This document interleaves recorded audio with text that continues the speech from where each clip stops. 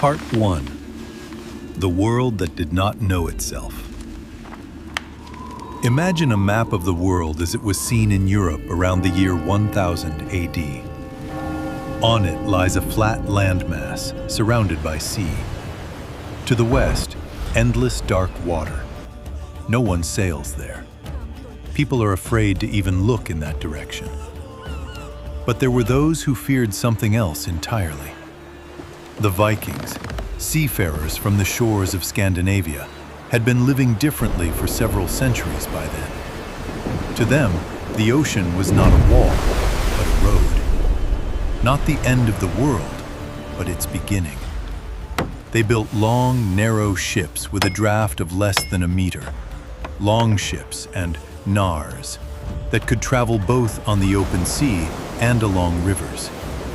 Ships that did not sink in a storm, but rose up on the wave. By the 870s, they had already colonized Iceland. By 985, Greenland. And it is here that a story begins. One that Europe would officially deny for another 500 years. Part 2.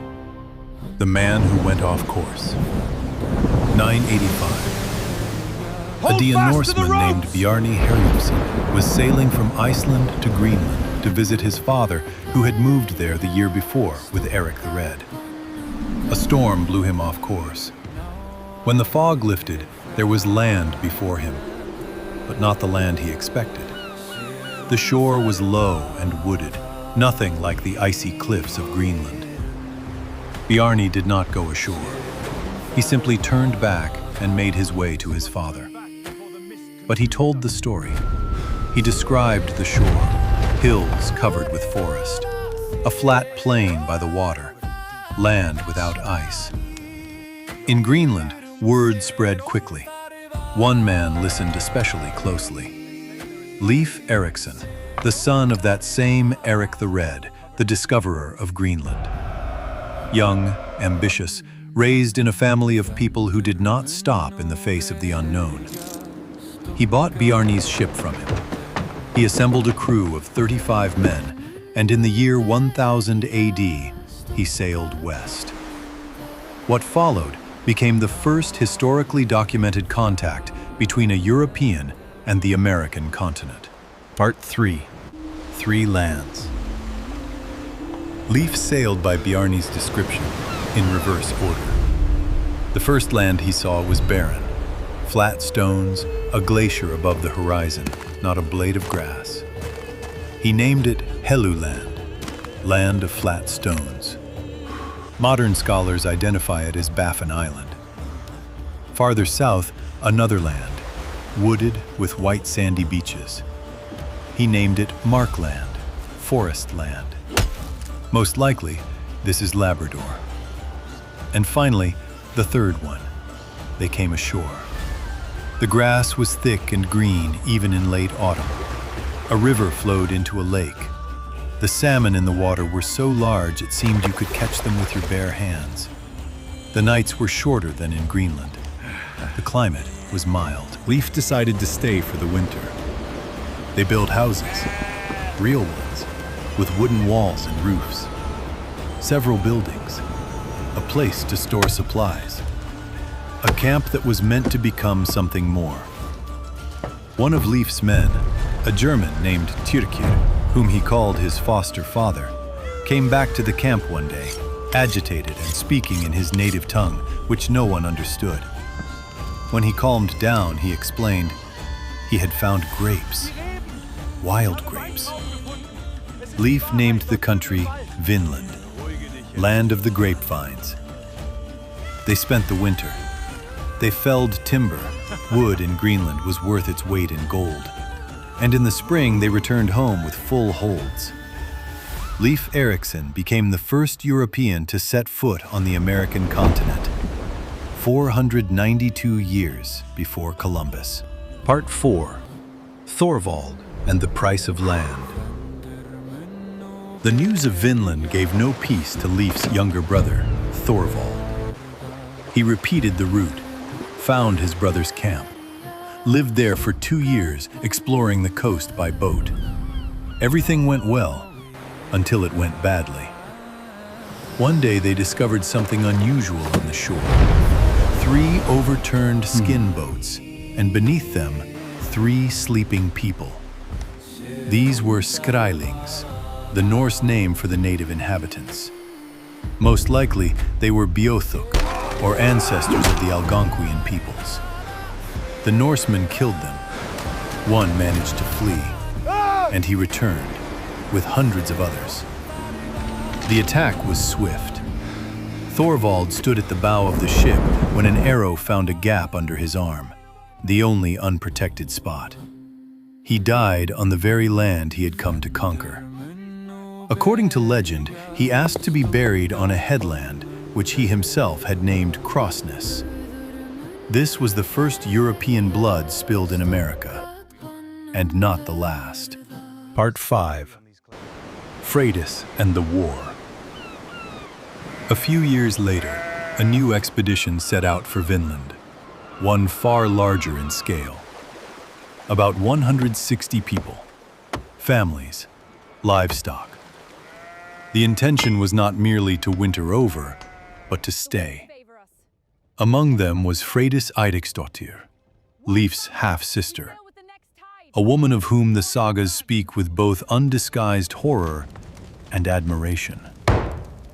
The expedition fell apart from within.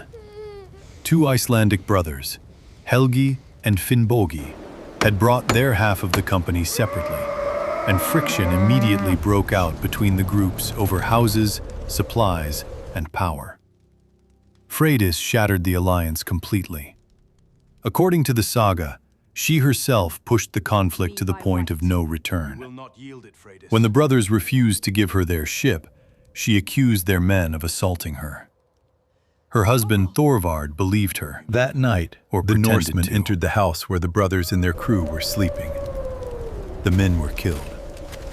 When it came to the women, none of the men raised a hand.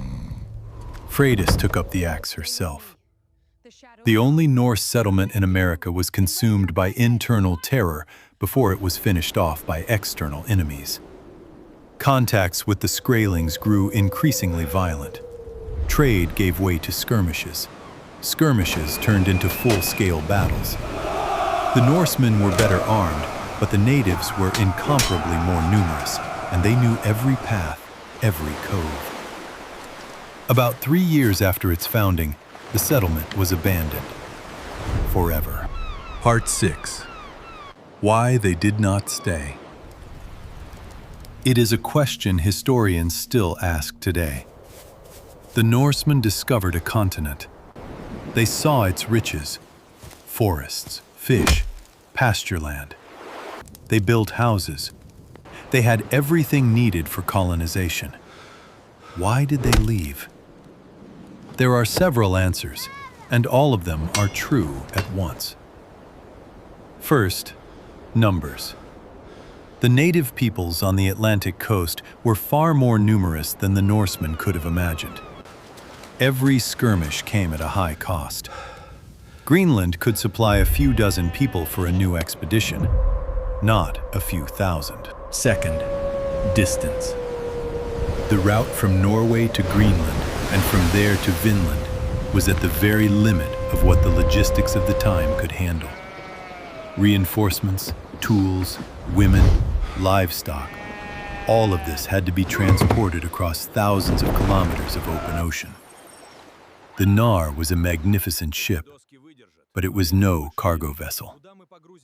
Third, Greenland itself was resource-intensive. 2 colonies, the eastern and western settlements, already demanded the full attention of the Scandinavian world. A third was a luxury that was difficult to sustain. And yet, they did not forget. Over the following 300 years, Greenlanders regularly sailed to Markland for timber. The last recorded mention of such a voyage dates back to 1347, 145 years before Columbus.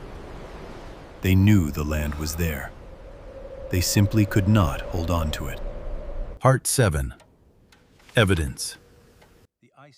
For a long time, Leif's story was considered a legend. A beautiful one, but unprovable. Everything changed in 1960. The Norwegian explorer Helge Ingstad and his wife, archaeologist Anne Stina Ingstad, discovered the remains of structures on the northern tip of Newfoundland, at a place called Lonso Meadows. 8 buildings, traces of a forge, nails of a Scandinavian type, a spindle whorl for spinning wool, an object characteristic of Norse daily life. Radiocarbon analysis showed that the structures date back to around the year 1000 AD. This was the first, and so far the only, confirmed Norse settlement in North America. In 1978, UNESCO designated Lonso Meadows as a World Heritage Site. A saga is not a legend. It is history. In 2021, scientists took another step. Using data from the solar event of 993 AD, recorded in tree rings across the world, they established the exact date the trees were felled at Lonso Meadows, 1021 AD. A date precise to the year. Leif Eriksson landed in America in the year 1000. His men were cutting timber there 20 years later. This is not legend. This is a fact, encoded in the rings of trees that outlasted everything. Epilogue. Columbus arrived in 1492. Leif in 1000. 500 years between them. But Columbus stayed, because behind him stood Spanish caravels, papal blessing, and an empire ready for expansion. Behind Leif stood a handful of men with wooden ships and the Greenland winter waiting for their return. History does not remember those who came first. History remembers those who stayed. But sometimes, very rarely, it still repays its debt to the discoverers. Every year, on October 9th, the United States celebrates Leif Eriksson Day, not Columbus Day. The Vikings were here first. The stones in Newfoundland remember it.